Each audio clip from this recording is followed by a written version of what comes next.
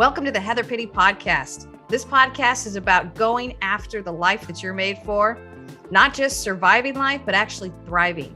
So thanks for joining us. Let's jump in. Hi, Michelle. So good to see your face. Hello, Heather. Likewise. That's just a smile I'll carry for the rest of the week. I love it. Well, I love yours too. And I love your infectious laugh. We've had lots of great conversations together, haven't we? We have. Yeah. Well, I'm doing a kind of a series on responses to my book, The Life You're Made For. And you're one of the people I have sent the book to and said, hey, tell me what you think about it. What's your thoughts on it? And it was so fun to hear some of your responses to 3C Living. And of course, I'm asking people, how are you applying it? Just so we can learn from one another and kind of grow our collective intelligence. So you share as much or as little as you'd like to share about 3C Living. But I want to open it up a little bit and just have you introduce yourself to everyone and tell us a little bit of what you do, what you're about, maybe what you enjoy doing on your time off even. Yeah, yes. All right, Heather, thank you for inviting me. I am just a normal person working to live an extraordinary life. If I can just say that, it's I grew into that just saying, not being boxed in. I now live in the Pacific Northwest, and it's been almost 2 years that I've lived here. And so amidst all of what will likely come up in our conversation is the fact that I moved my family during the beginning of the pandemic, which already started the change. There is no such thing as returning back to normal. So what does that mean? Yeah. And how has that impacted the way I show up on my day-to-day basis? Professionally, I work. I'm a digital marketer. I do communications. And most of all, I like to impact people. It's the way I'm wired. Sure, let's get things done, right? Achiever. I don't know if you remember that. Yes. Oh, I remember. Yes, my fellow achiever. We both have that. We might be dangerous together. We are. We will bust it out, the bullet points. But through it all, I've really relished the opportunity to just slow down and get to know people, and that's where I believe that my leadership has taken off. It's through people that companies perform, and that we get things done a lot better and with a lot more fun. What I'm doing for fun recently is taking some risks that are off the beaten path. Let's see if you would agree. So this same time last year, my husband and I were preparing for a private Grand Canyon Whitewater expedition. So we rode the Colorado River through the Grand Canyon and successfully led 14 people through a 270-mile trip. Oh my goodness. So that was last year. This year, we are going to hike a portion of the Pacific Crest Trail. We're targeting 50 miles or more. Never done it. And that's okay. So that's what life is about, is adventure. So okay, yeah, that counts. That's impressive, my friend. And I love that you said 50 miles or more. Like, is there more than 50 miles? There's over 2,000 miles, 2,700 miles of the Pacific Crest Trail from Mexico to Canada. And I am researching the segment of 50 miles or so that we will journey. Yeah. Oh. Did you read the book Wild, where she takes that trip? Yes, great book. And that kind of lived in the back of my mind, knowing that is talk about being on the tire swing. Okay. Some of your audience might not think it's the tire swing, but my version of that is doing something that would be once in a lifetime. Yes. And so my tire swings experiences have I have a list, and this is one of them. Is it kind of counts as one of those longer epic ones, not just the day-to-day, yes. 2 hours on a given 7-day week or something like that. But this is an epic one. Yeah, it's going to be an epic one. can't wait to hear about it. And I can't wait to see your Christmas card, because I already saw some of this on your Christmas card, Michelle. That's true.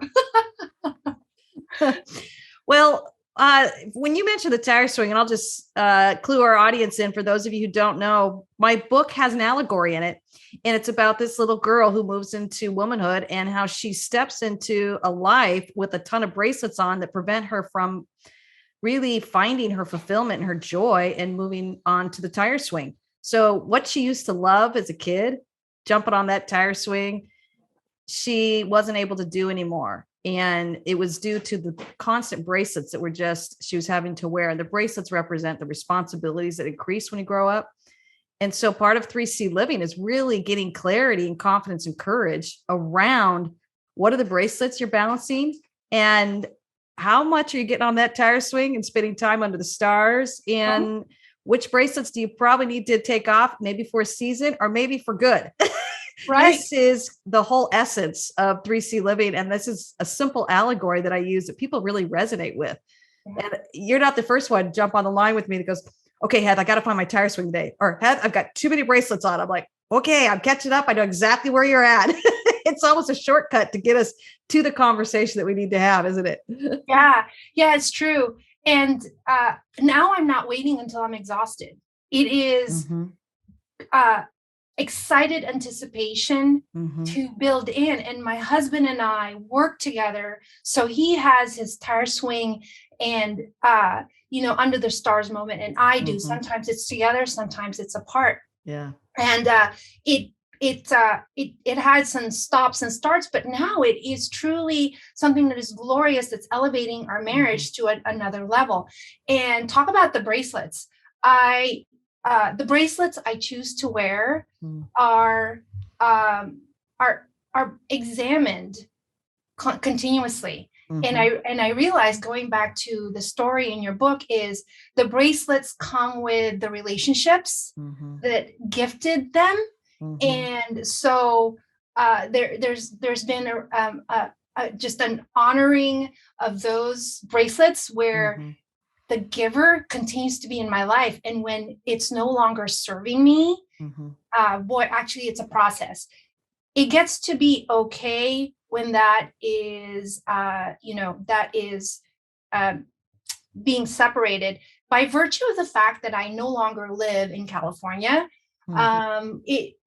I've lost some of those relationships. Some of the bracelets that I thought I wore were still on my wrist, to be honest.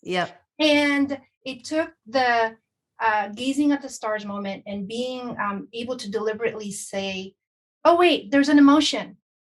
Oh, okay. What's that emotion telling me?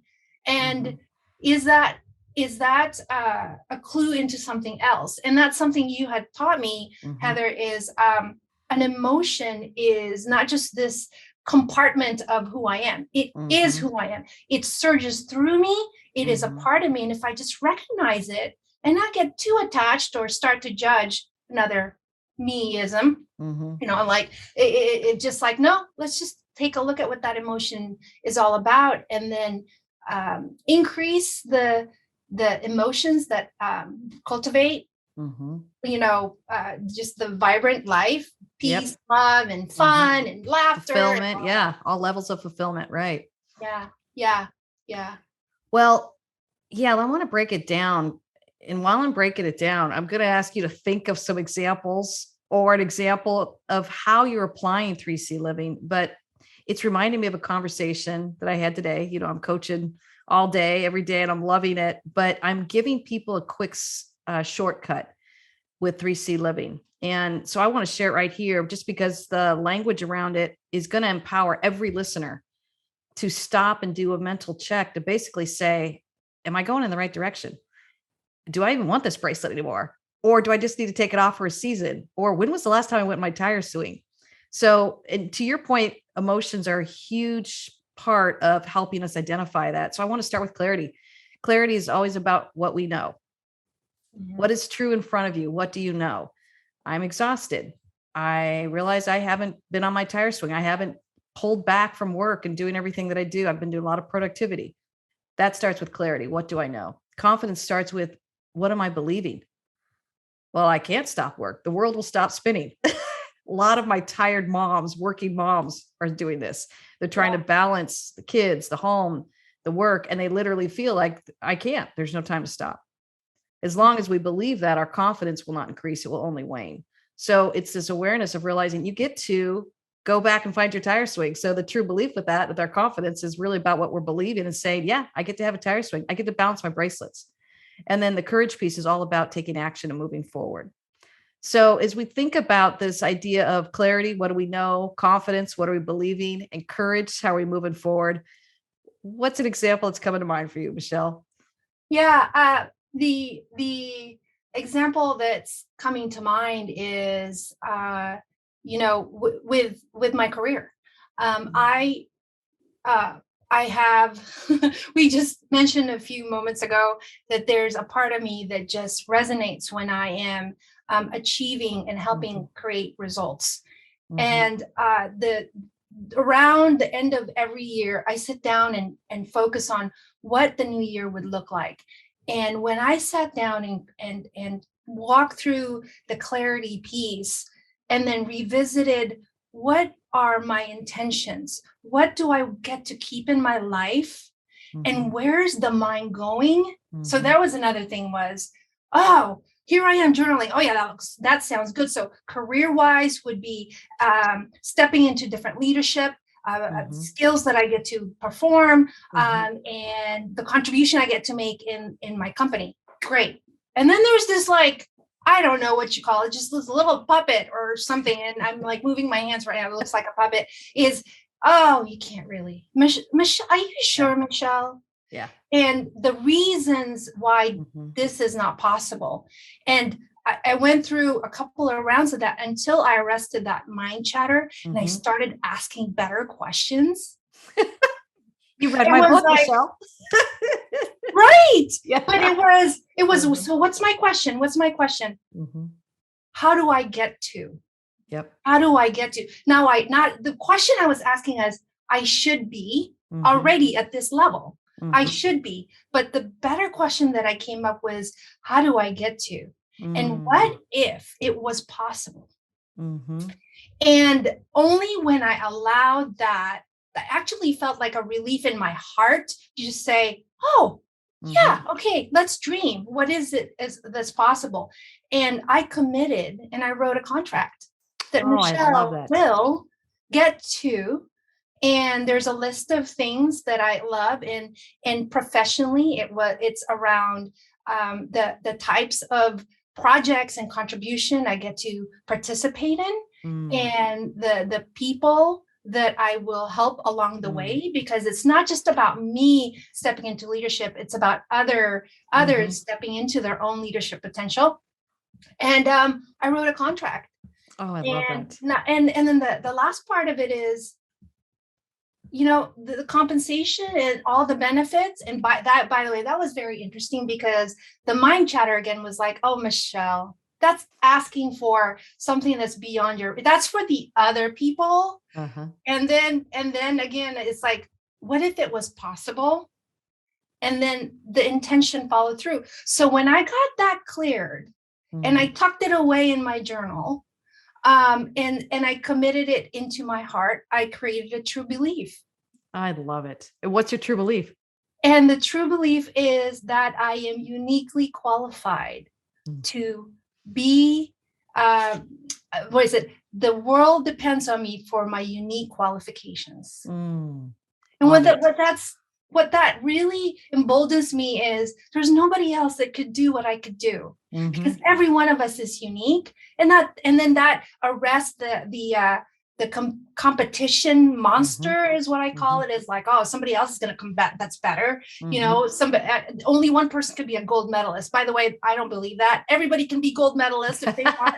In honor of the Winter Olympics, everybody can win the gold. And so why not me? Why not me? Yes. Why not you? Yeah. I love that. I'm sorry, I have to interject because I love what you just said. And I want to make sure our listeners hear it. Your question shifted away from, how do I have to blank, fill in the blank, endure this life, endure this next phase, endure what I signed up for, whatever it is. And it shifted into, how do I get to invite in higher levels of fulfillment, have more joy, do what I love, have more purpose, connect with my passion. Just that simple act alone opens up your clarity. Yeah. And so as you're asking the right question and you're recognizing the mind chatter, I mean, you can hardly get the good question out before the mind chatter just comes in, isn't it? It is. Yeah. It's I believe it's because I am, I have practiced using my intellect. So then there's always that internal dialogue that helps with the analytical critical thinking. But when it comes to what we're discussing, it can become an anchor, a weight from my experience. And it has its place because it's sort of, again, it's a clue, but it's not the entire picture. Right. And it squashes your heart. Yeah. Right. When your heart's trying to dream, you can't have the analytical saying, well, how are you going to do that? Your heart has to have the permission to kind of dream and say, what do I get to? What if I really get to live this life? Hence the title of my book, The Life You're Made For. What if I really get to live the life that only I'm made for, that brings me so much immeasurable joy and happiness and passion and purpose? What if? I mean, if we were all asking that question, doesn't that it almost gives me chills because I just think if humanity found that they got to ask that question and answer it, what a powerful world we would be living in. It would be powerful. And so immediately for me, once I created that clarity, was going back into the confidences. Okay, because I know the noise and the mind chatter and the naysayers. By the way, these aren't people, they're like me. Some sort of like the worst enemy is that critic inside is, okay, it's that confidence part. What's the true belief? What is it? And so I have written it where I understand it. It's a shorthand and I've drawn it.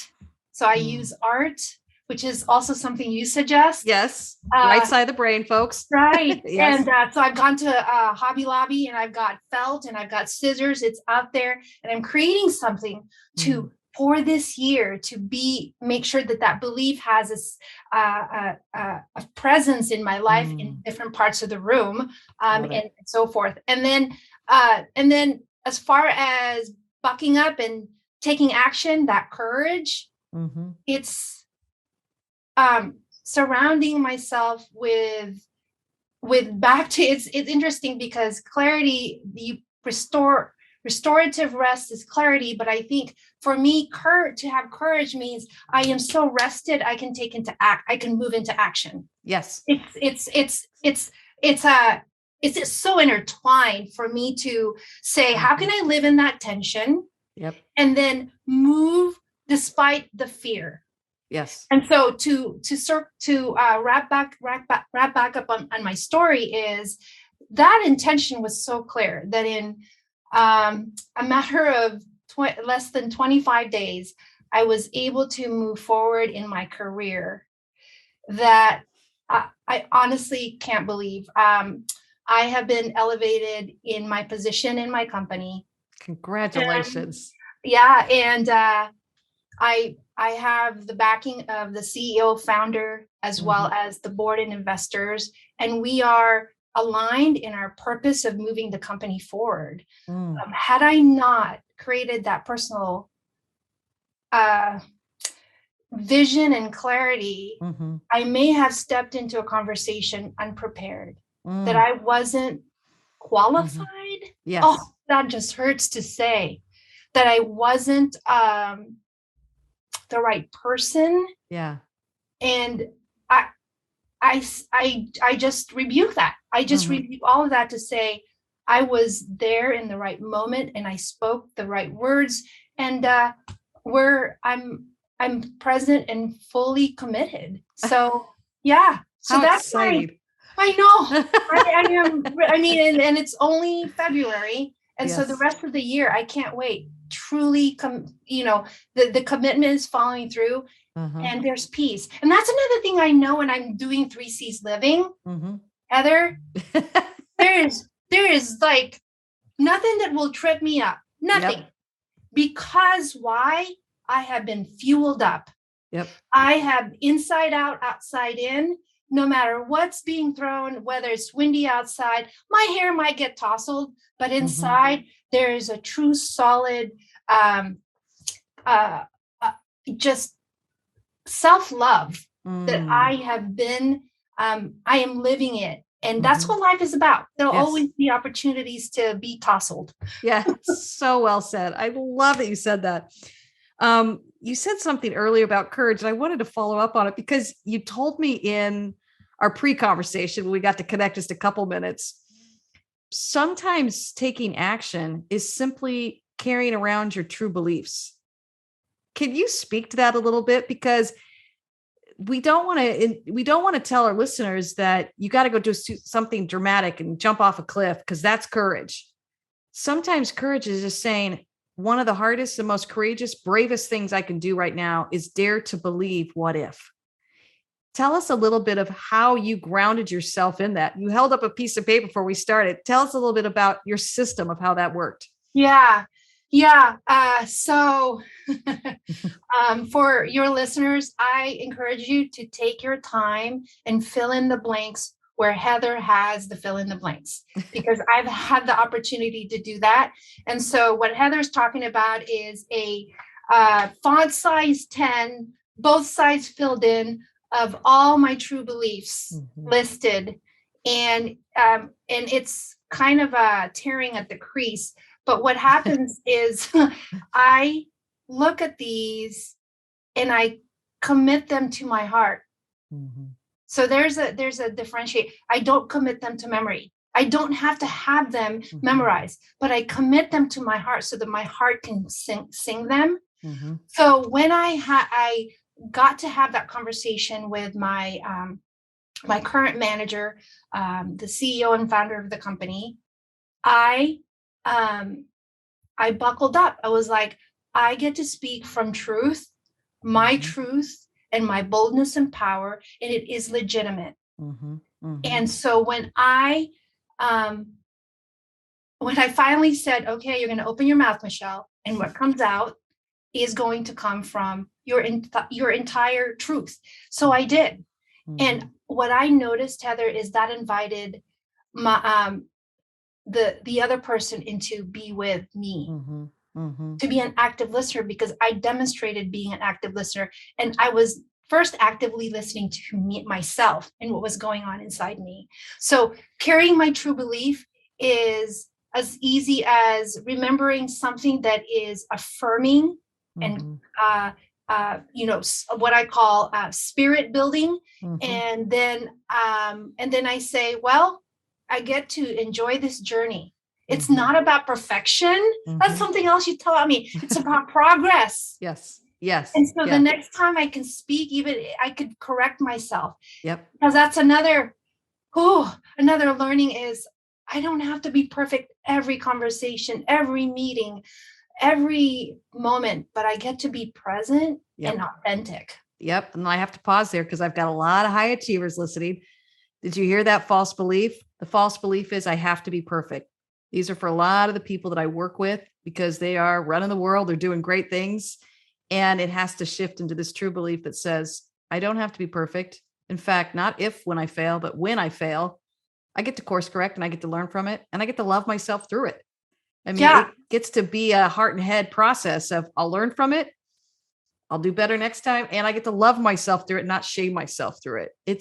That's where we become a higher level of human beings to step into that. So can I read to you exactly what my paper says? Well, that was going to be my next question. Would you mind sharing a couple true beliefs? Because I know our listeners would love to hear them. Okay. False belief. I've got to have all my ducks in a row all the time, because if not, I will disappoint people. And don't ever make a mistake. Oh, true belief. True belief. I get to soak up as much as I can and enjoy the journey. And which one makes you exhale? Oh, yeah, that's right. Just notice saying that. And this is for my listeners. Say a false belief and feel your body. Mine starts feeling tense. I can feel it in my gut. Sometimes I literally start getting a headache. My shoulders start hunching. And then I'll say my true belief. It feels like I'm just exhaling. Another false belief. There is always a mistake around the corner that can take me out. True belief. There's no mistake too big to come from. Comfort and ease because I am confident. Love it. Love it. And Michelle, you know, I got to work with you through some hard seasons too, and walk alongside the journey with you. It's not like everything is rainbows and unicorns. That's not what we're saying, right? No, it's not. We're going to get hits. We're going to get zingers. We're going to get curveballs. We're going to get the rug pulled out from underneath us. It's how we rise and get back up again. Can you speak a little bit to that? Yeah. That goes back to when when the storm is hitting, and it could be at any point in life where I'm just feeling bogged down. Like for example, with the change of moving from California to Southwest Washington, there's just, getting used to things was different. So the storm was just how to get settled in.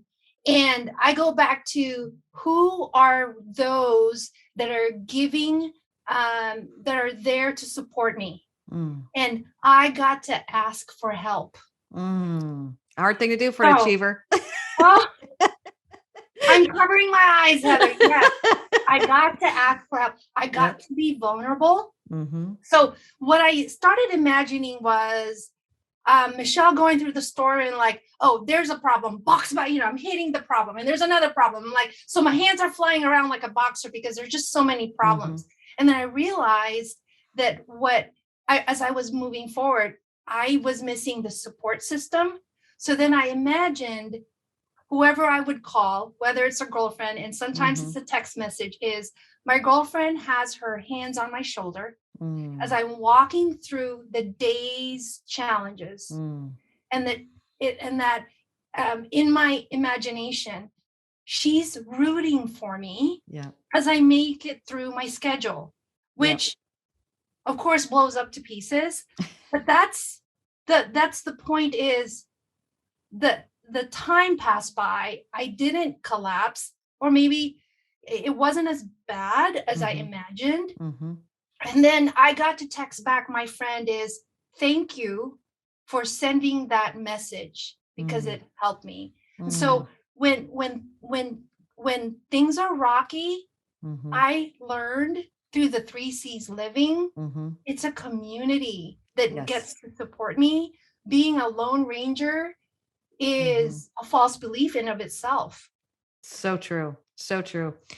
And I'll just say, I'm just going to make a confession here with our listeners. I'm not above this, Michelle, even though I teach this and I come up with it. Last year, I'll just be honest with everybody, it was a big, important year. I would launch my book, had a lot going on. I, for the first time, started drinking coffee with caffeine. I know I can't handle this. I know this. I've never been able to handle this. It just kind of puts me on overload. But I wanted that little extra oomph because I was already in 5th gear. So I needed to find a 6th and a 7th gear. You know how achievers are, right? And I've got to get this book launched. So I started doing coffee in the morning and I started noticing I was talking faster and faster, but I was getting the work done. So it was and I'm not going to, this is not a coffee shaming conversation. I used it until I started realizing it was working against me. And that's when I realized, Heather, you're sounding a little aggressive. You're sounding a little stressed. Nothing of what you're doing is getting motivated by any kind of peace. And I realized the false belief that was creeping up is stress is what motivates me. Right. Yeah. And I realized the true belief, which feels, and this is where I'm always telling people, the true belief will feel too good to be true. But the true belief for me was I get to be motivated by peace. That is a huge shift for someone who's used to, everything going on and the swirling around us. And we're actually pretty good at the storm, and we know how to spin not just 5 plates, but we got 20 spinning at any given moment. I mean, and it kind of gives us a high and we're good at it. Well, we don't have enough common sense. So we had another 20 plates, not like 1 or 2, right, Michelle? No, it has to be a round number, 20, 30. Exactly. And then we have our sweet friends in our lives. And in my corner of the world, having my sweet kids and my husband going, Mom's doing it again. So I guess I want to encourage our listeners. It's okay. Know your Achilles heels. And that's why Michelle and I joke with each other. Oh yeah. One fellow achiever to another, one overachiever to another. We love that we can achieve, and we're never going to apologize for that. But we're going to be honest about the fact, what is our achievement being motivated by? For me, if it's being motivated by more and more caffeine, which I have no business drinking, which I'm off of, by the way, everybody, I'm off of it. And look how energetic I still am and how fast I still talk. I mean, can you imagine that with caffeine, huh? So it's just learning how to notice the signs and allowing people in your life, like you mentioned, a community that say, hey, Hev, I love you. You might be running a little fast. Hey, Michelle, maybe we could put 10 of those plates down and do a normal amount of plates. Maybe we could look at our bracelets. And I even have close friends in my life, and I'll probably add you to my list now too, after this conversation, where I will just send out a random text of, here's the true belief I'm trying to step into, or here's the false belief I'm trying to push away. And today it feels really true. Yeah. And just having those encouraging, safe people in your life that know how to help you reject the false beliefs and the true beliefs, whether you're using that language or not, is really not the point. It's knowing who is participating in weighing you down with more and more bracelets, who's participating in those false beliefs, and how do we navigate away from them or educate them? Hey, that's not helping. Or recognizing they're full on toxic, we have to step back and be more selective. More importantly, then how do we start growing and cultivating a community around this that is so for our true beliefs and recognizes it's not about perfection. It's about the progress and the journey. Yeah, it is about the progress and journey. Yeah.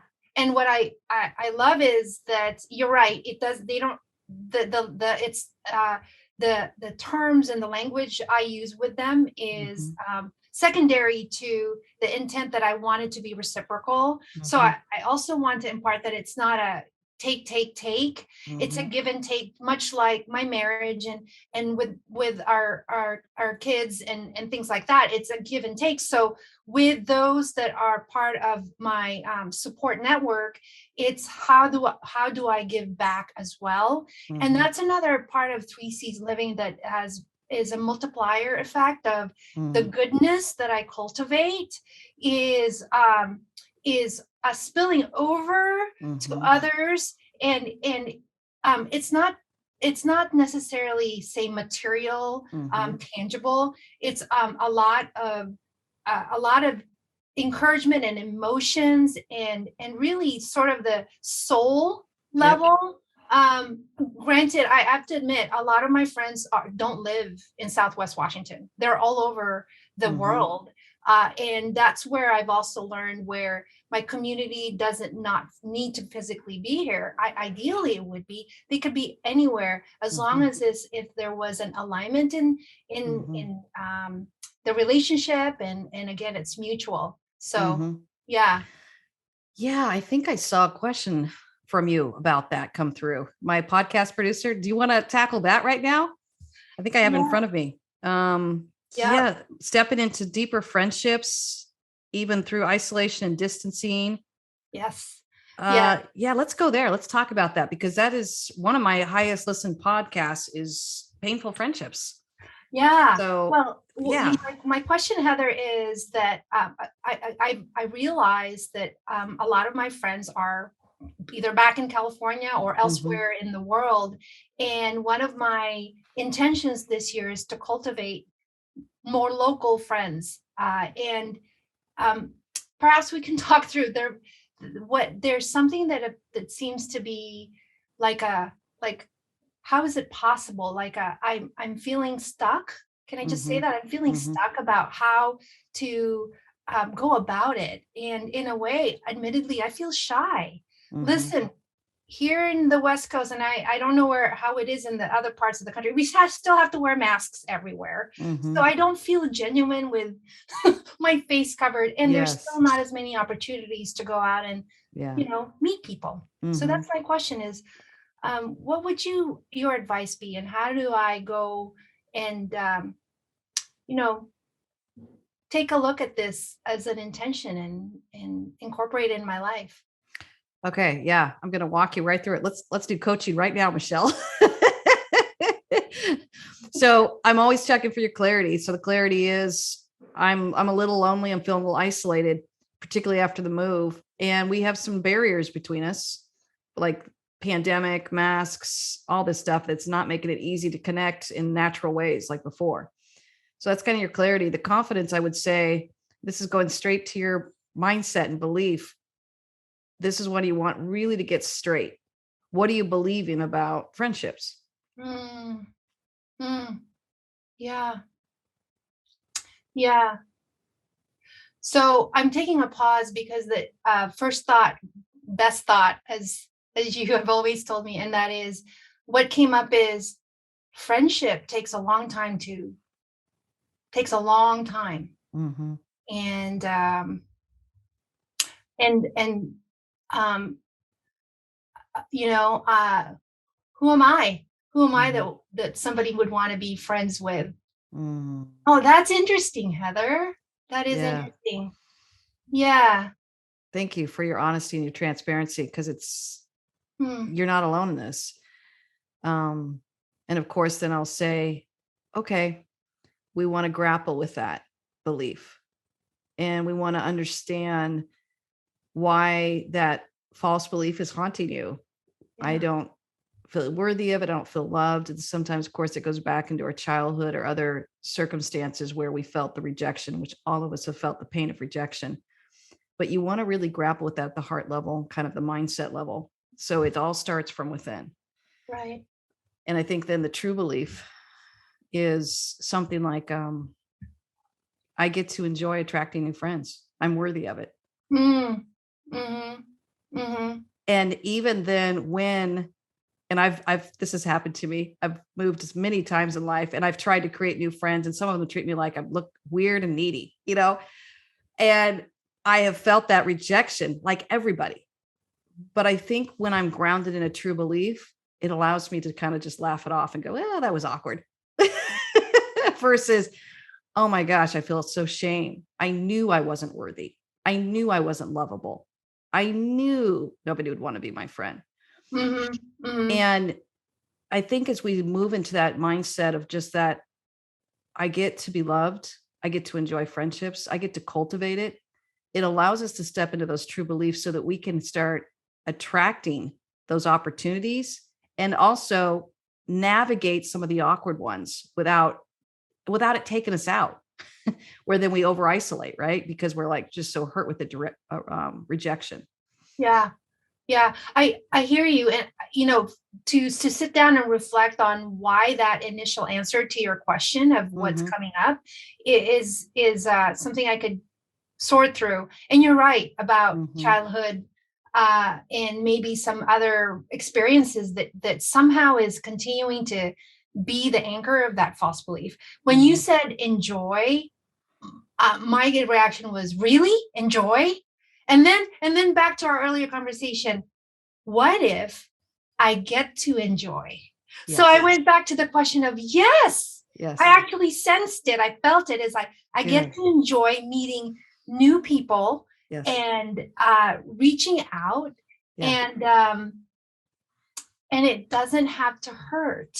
Yes. Oh. Yes. Wow. Yeah. I can see it. I can see the epiphany crossing your face. And so then we move into the courage piece. How do you want to respond to this? Yeah, I there's it's interesting. I see in various social feeds that I have of gatherings, and I have, okay, confessions to you and all your listeners. I have come up with reasons why that night and this night and some other reason it wasn't possible. And so it's a matter of stopping the excuses. There's no more excuse. Yes. There's really no reason. Yes.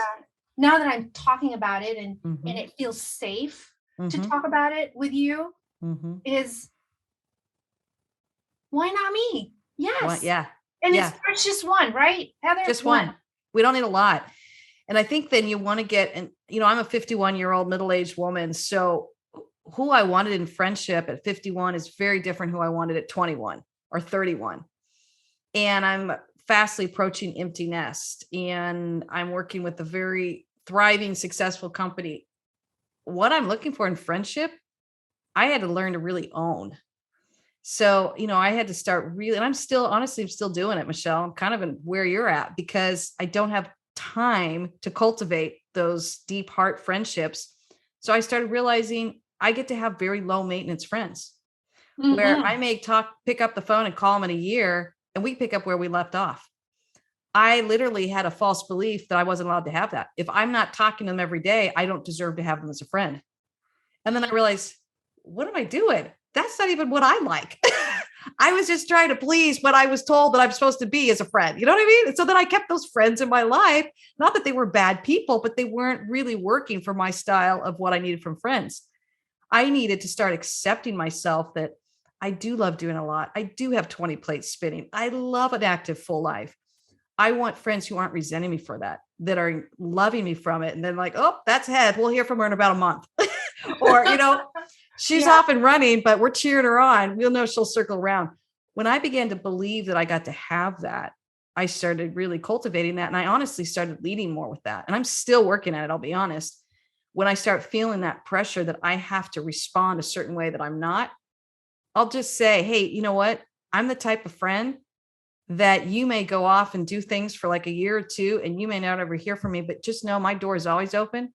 You get to always pick up the phone and just pick up where we left off. You're not going to get any kind of resentment from me or punishment from me of like, where have you been? And I realized as I started leading with that and really moving into that more, I started attracting that more and more. And I'm still working on that and still learning how to trust that I get to have that. Yeah. That makes sense? That does make sense. Yeah. That your personal story is inspiring, Heather. And the reason is that friendship, like you said, is has a time span also, and also the distance and time in between doesn't matter. And so I receive that, and I'll take that into account when I meet my first new friend in Southwest Washington. Yay! Yay! And then what you also want to do is just get more clarity for yourself of what I'm looking for. Right. And I'm in the process of doing it. So I'll give myself an example. I realized I'm not really good at just hanging out at big parties. That doesn't do it for me. I need connection and depth. And honestly, I was embarrassed about that. I didn't want to be honest about that because I felt like a party pooper. So I was like, oh, just keep showing up and having fun. And I'm like, I'm not having fun. And honestly, I'm working too hard now to fake it anymore. Because I'm tired after coaching and working all day and doing all the exciting stuff that I love doing. So when I meet someone for friendship time, I had to get really honest what I needed. I want a long walk. I want a long dinner out where nobody's looking at the clock. I want I just started a book club I'm doing with 2 other people. I want to just sit down and talk with you guys face to face and just hear about this book. These are things I began to realize that I wanted to cultivate. And it also helped me be much more selective for what I needed to step away from that was kind of using up my friendship energy. Yeah. And then I had to notice when I was walking away, either feeling fulfilled or whether I was feeling exhausted. And I realized when I'm feeling exhausted, honestly, it's on me. I'm trying to participate in something that is not me. Yeah. And I'm not doing them any favors by doing it. Like, let them go find someone they really want to find, or just be honest with them. And when I started being more and more honest about, hey, this is who I am as a person. And then I was much more, because I was moving into the true belief of I get to be loved and enjoyed. And in the case of my husband, and adored. Yes. Moving into 30 years of marriage over here. So I think it's just this awareness of what is it that we're believing that's kind of holding us back from attracting the friendships. Once you get that clarity and that confidence of what you know you want, what you're believing, then you can move into the courage piece. And that's where you want to start really defining, this is what I'm looking for. I'm looking for some deep conversations. The other thing I got really concrete about was I'm not really good with weekly stuff. Once I admitted that to myself, I think it took me 20 years. I'm a little embarrassed to say, but I was like, I kept trying to do the weekly things. I don't like the weekly things. It's like comes around too quick. Monthly is probably a better fit for me, maybe twice a month, but if I could just have like a monthly dinner, or a monthly connection, or a monthly walk, that's all I need. The funny thing is I started realizing I'm pretty low maintenance. You are what you want to attract too. Exactly. But Yeah. I was trying to be something I wasn't for some of these people that want the daily interactions, or wants, the weekly things, or I realized I'm not good at that. If that's what you're looking for, I want to tell you up front so you're not disappointed. And I don't try and tap dance for you. I'll just tell you. The funny thing is I started realizing it was freeing more people up to go, oh, thank God, I'm not that either. How long have we all been playing this game? I'm all trying to do something what none of us like. So it gives an opportunity for kind of what you're saying earlier, to create the community around you. It invites in more clarity, more confidence, more courage to be who you authentically need to be, to show up for your best life.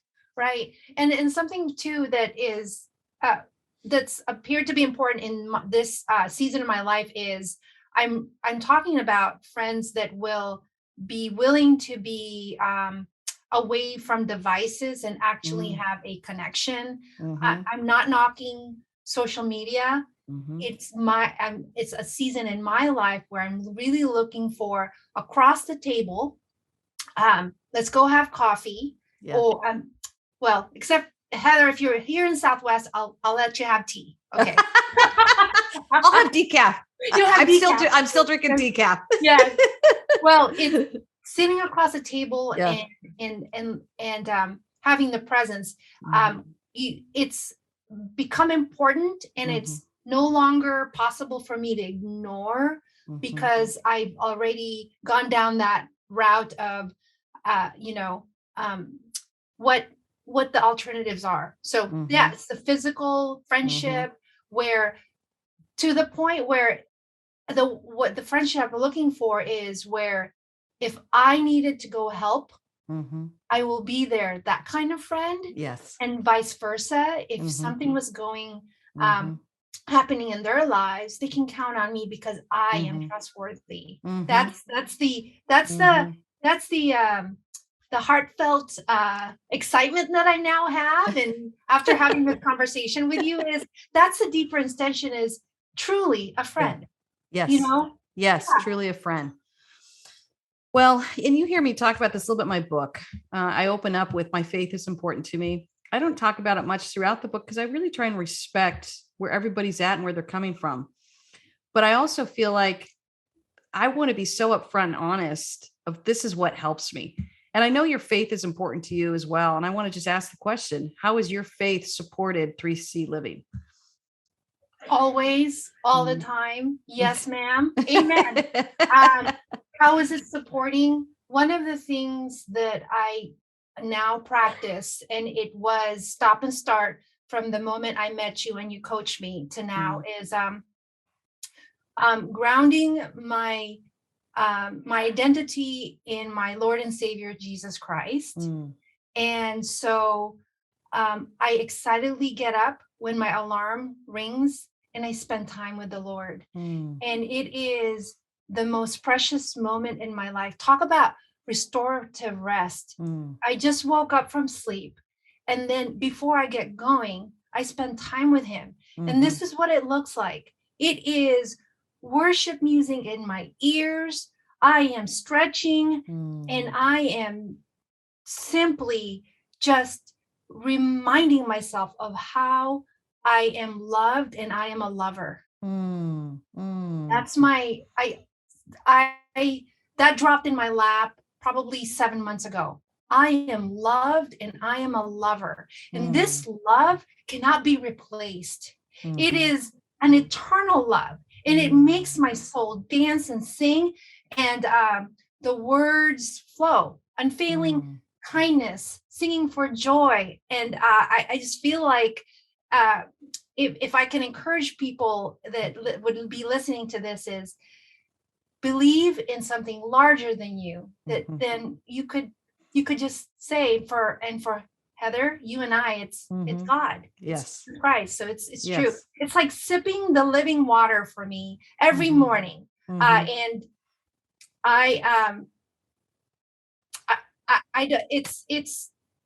it's now something that I cherish. It's, Mm.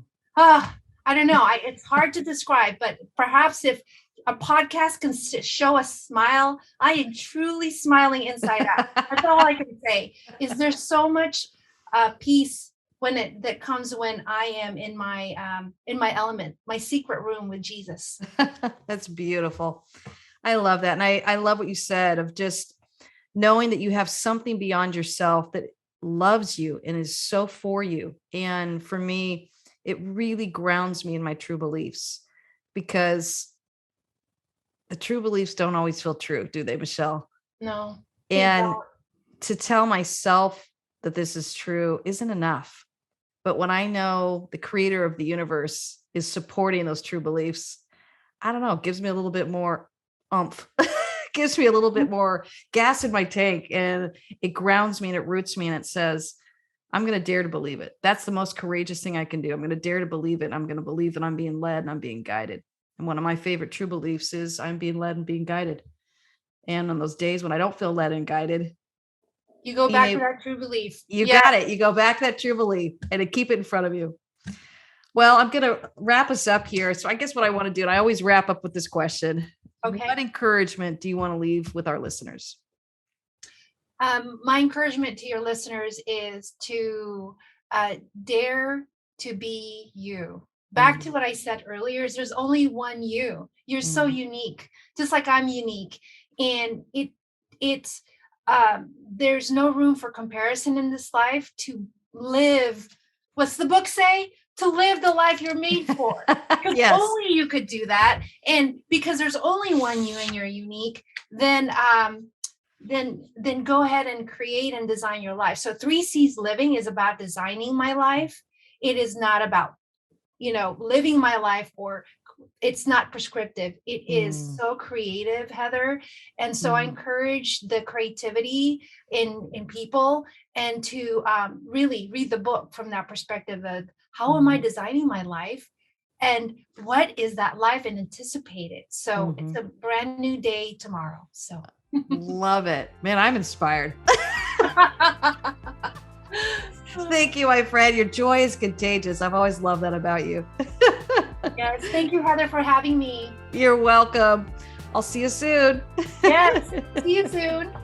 Thanks for listening. And please drop a review. It really helps us out wherever you're listening from. And if you want to find out more about your clarity, your confidence, and your courage, go ahead and get my book, and you can find it at heatherpenny.com.